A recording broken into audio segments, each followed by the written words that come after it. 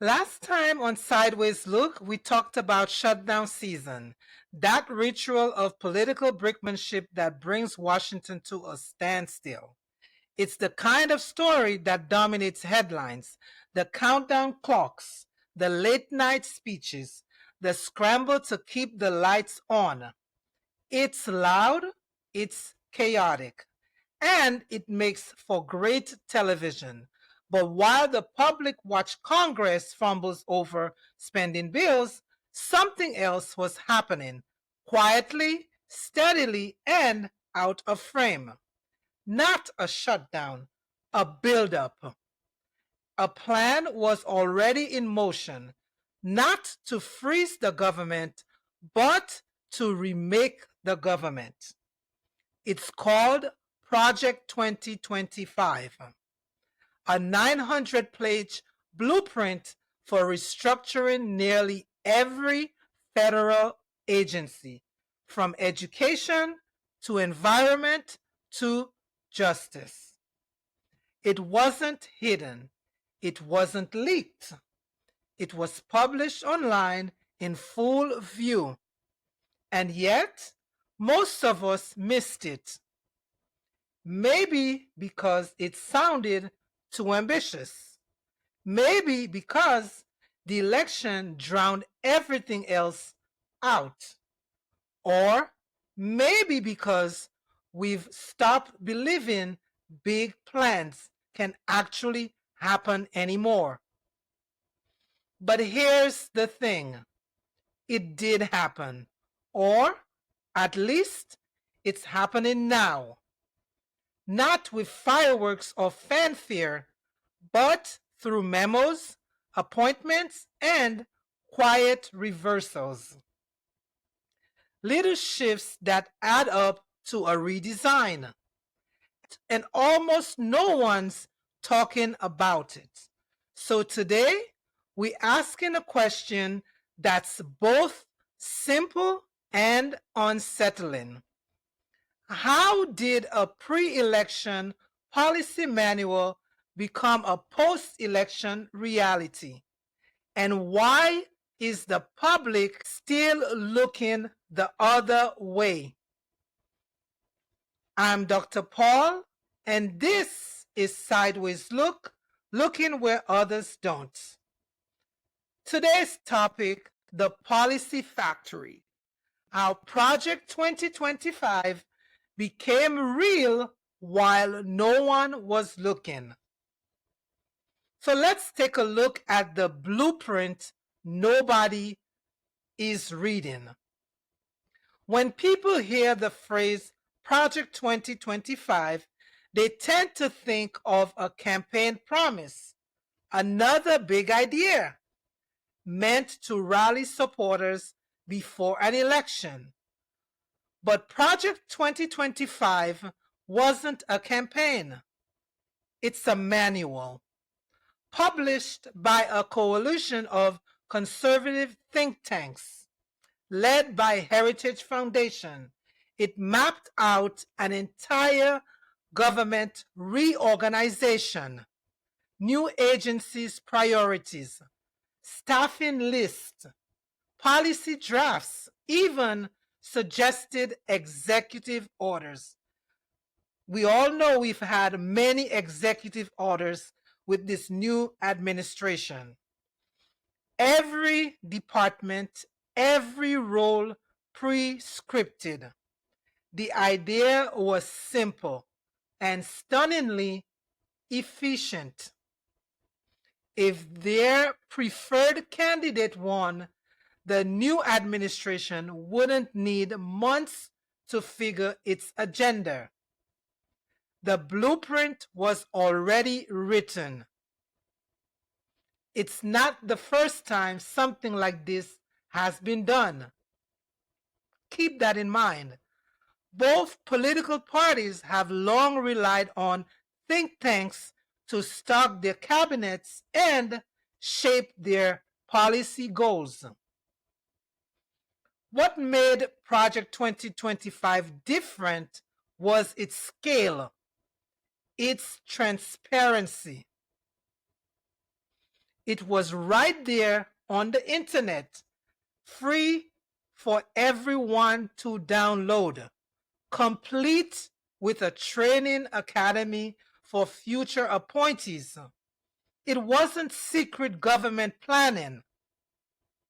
It was public pre-government planning. And yet, for most Americans, including journalists, voters, and even political insiders, it barely registered. Why? Because during an election cycle, attention is currency. Headlines chase drama, not design. The focus stays on the race, not the roadmap.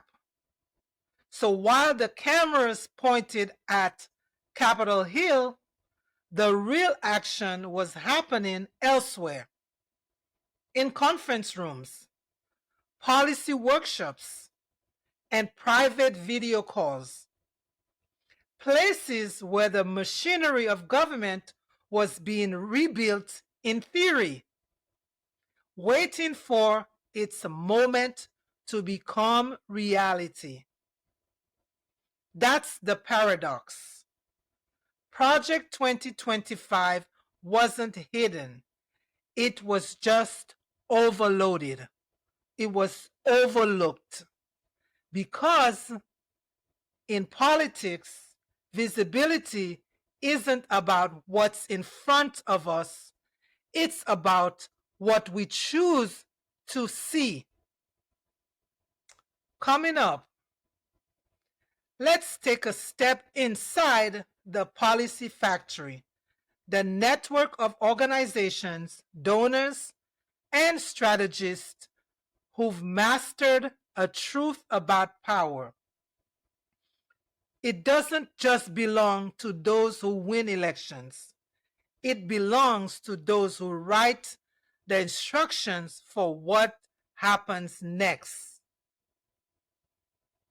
So let's take a look at the inside the policy factory.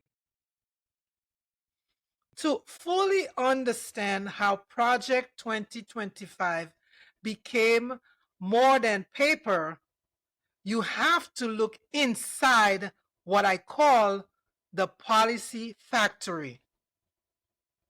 It's a network of think tanks, strategists, and donors who treat government like a design challenge. They don't wait for election night. They build the blueprint before the voters are even counted. At the heart of Project 2025 were 4 pillars, each designed to turn ideology into governance. Pillar number 1, the mandate for leadership. This was the master document, a 900-page blueprint which outlined exactly how to reshape federal departments. And obviously, we can see the reshaping of the federal government full on display. It's happening. Every chapter focused on a different agency, how to redistrict its mission, reassign its leadership, and rewrite its priority. It wasn't a platform, folks. It was an instruction manual. Pillar number 2, the personal database. A nationwide registry of pre-vetted individuals must be loyal, trained, and ready to take federal appointments on day 1.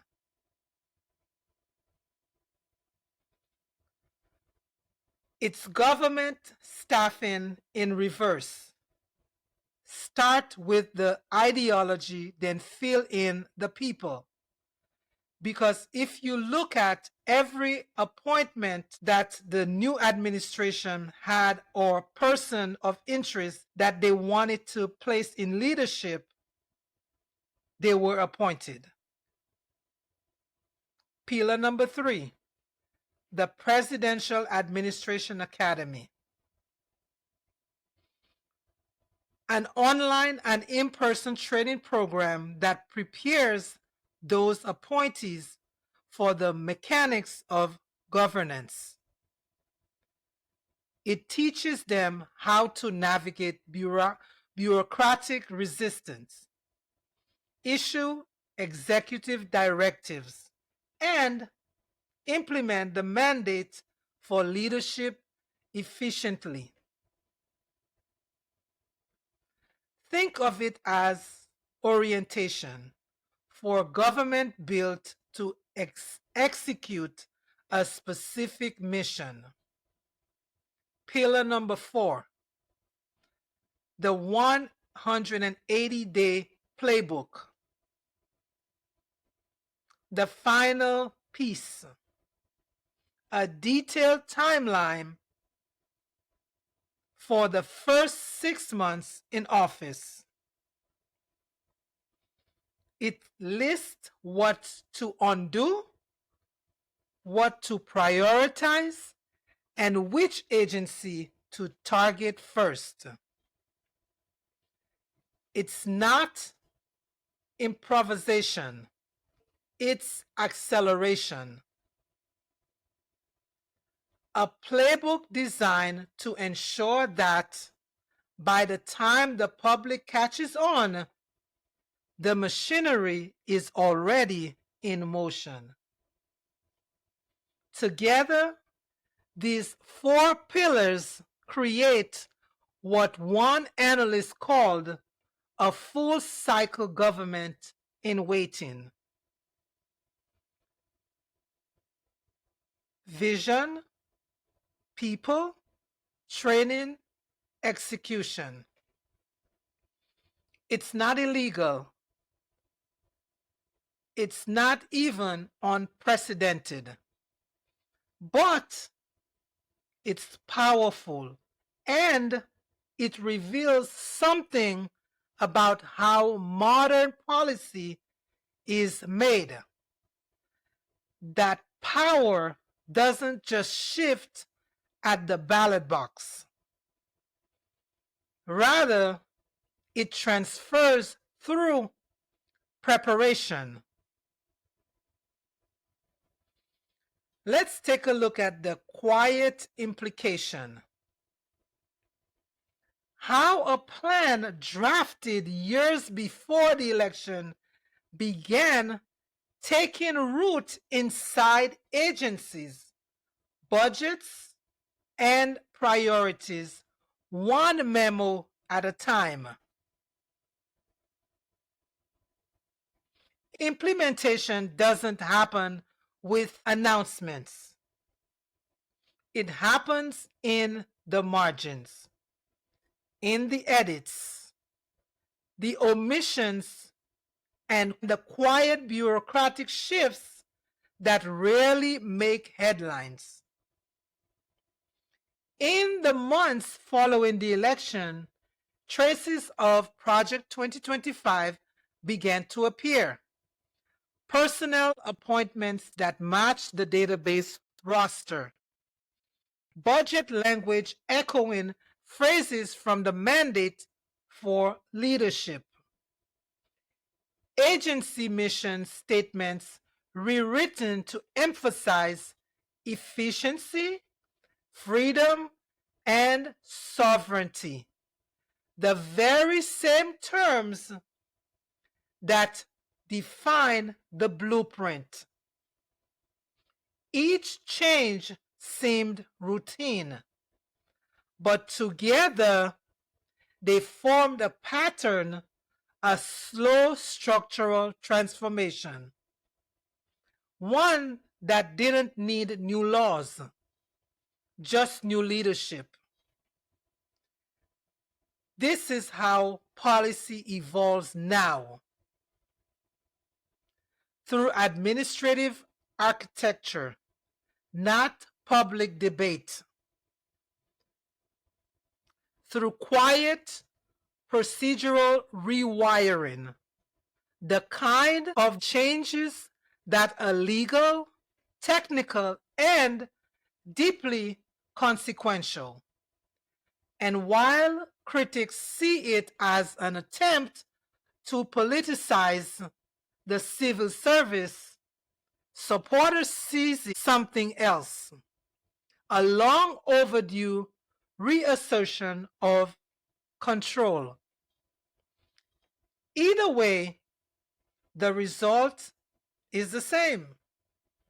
A government that looks familiar on the outside, but operates by a very different script within.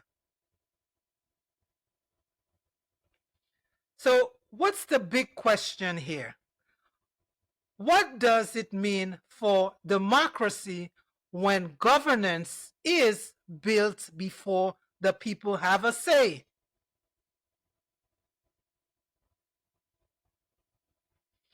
Project 2025 isn't just a document. It's a model, one that could redefine how future movements or an ideology prepare for power. It shows that modern government isn't improvised, it's manufactured.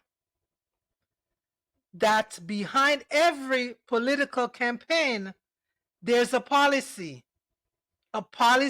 factory, drafting, training, and assembling. The question is no longer whether these systems will continue. The question is whether the public will start paying attention before the machinery starts to run. Because in a democracy, the real danger isn't secrecy, it's distraction. When we look away, we don't lose our government, especially overnight. We lose it in pieces. I'm Dr. Paul, and this has been Sideways Look, Looking Where Others Don't. If today's episode make you see power a little differently, please share it, like it, leave a comment, and we'll see you next time on Sideways Look. Because sometimes awareness is the first step towards accountability.